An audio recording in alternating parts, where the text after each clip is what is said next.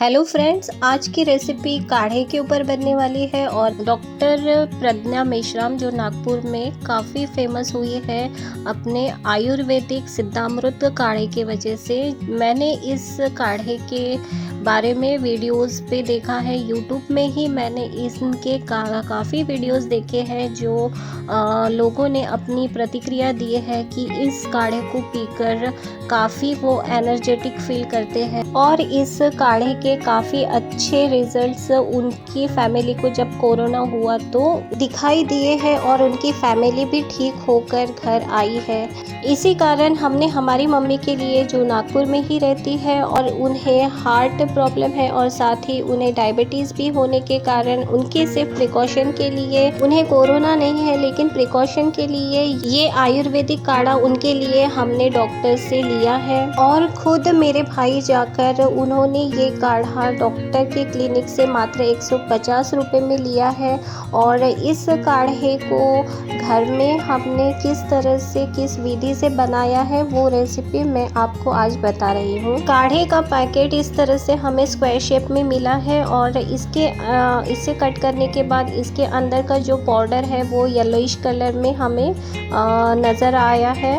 और इस तरह से इस पाउडर को हमें एक प्लेट में डालना है। ये मात्र 15 ग्राम पाउडर है और इसे हमें 3 समांतर भागों में डिवाइड करना है। इस पाउडर को छूकर देखने से काफ़ी स्मूथ पाउडर हमें ये दिख रहा है, कुछ भी इसमें गुठलियाँ नहीं है। बिल्कुल सेम क्वांटिटी में 3 पार्ट हमें इसके कर लेने हैं और इसके जो 3 पार्ट हमने किए हैं वो 3 दिन तक हमें इसके एक एक पार्ट को लेना है।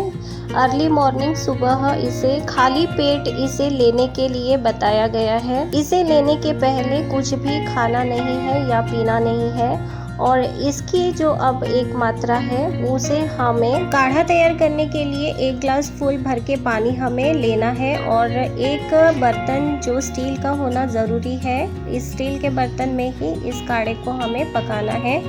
इस ग्लास से पानी को हमें इस बर्तन में पूरा 1 ग्लास भर के डालना है और इस पानी में हमें काढ़े की एक मात्रा डाल देनी है और उसे गैस की धीमी आंच पर यानी लो फ्लेम पर, फ्लेम बहुत ही ज़्यादा लो होनी चाहिए, उसे बॉईल करते हुए पकाना है। इस तरह से गैस की लो फ्लेम पर काढ़े को हमने पकाने के लिए रख दिया है। इस काढ़े को लेने के लिए कुछ पत्ते बताए गए हैं, उसे फॉलो करना बहुत ज़रूरी है। ये जो इसमें लिखे हुए पत्ते हैं उसे आपको ज़रूर फॉलो करना है, नहीं तो ये काढ़ा कुछ भी असर नहीं करेगा और आपको फिर से एक बार यह काढ़ा लेना पड़ेगा। काढ़ा की मात्रा 3 दिन तक हमें लेनी है। उसके बाद हमें 4 लहसुन की कलियां रोज सुबह अर्ली मॉर्निंग खानी है। इस तरह से काढ़ा बनकर तैयार हुआ है।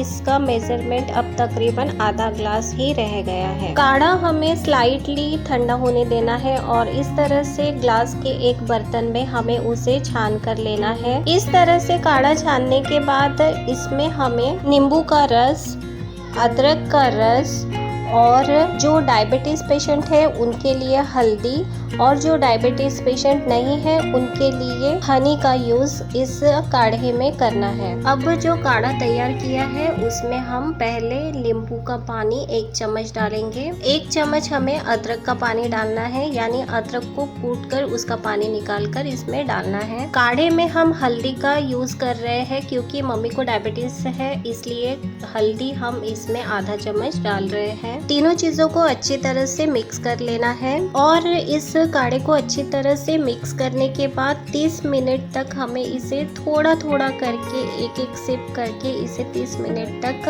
पीना है। काढ़े का स्वाद बहुत ज़्यादा कड़वा और थोड़ा सा मीठा है। काढ़े की दूसरी मात्रा कल लेंगे और इसकी तीसरी मात्रा परसों लेंगे। वीडियो यूजफुल लगे तो सब्सक्राइब करना बिल्कुल मत भूलना दोस्तों। काढ़ा लेने के बाद 6 दिन तक क्या परहेज करना है वो मैं आपको एक बार पढ़ के बता देती हूँ। इसके लिए मांस, मटन, मछली, अंडा, नॉनवेज, मैदा के पदार्थ, बिस्किट, ब्रेड, टोस्ट, मैगी, धूम्रपान भी नहीं करना है, शराब नहीं पीना है, चाइनीज़ फूड, इमली, तले हुए पदार्थ, मसालेदार चीज़ें नहीं खानी है और साथ ही जिन्हें सर्दी, खांसी, बुखार, कमजोरी रहती है तो उन्हें ये काढ़ा 2 बार पीना है। ऐसा आयुर्वेदिक डॉक्टर प्रज्ञा मेश्राम की क्लिनिक में इस तरह की पर्ची में लिखा हुआ है और हमने इसी को फॉलो करते हुए ये काढ़ा बनाया है और इसी काढ़े को पीकर लाखों लोग ठीक हुए हैं, ये उनका दावा है। काढ़ा बनाने से पहले निर्देश को अच्छी तरह से घर में पहले पढ़ लीजिएगा और फिर उसे बनाइएगा और उसी निर्देश का अच्छी तरह से पालन कीजिए ताकि आपको इस काढ़े का अच्छी तरह से फ़ायदा हो सके।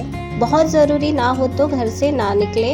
इसी तरह की अगली रेसिपी में फिर मिलेंगे, तब तक अपना ख्याल रखिए, स्वस्थ रहिए, सुरक्षित रहिए।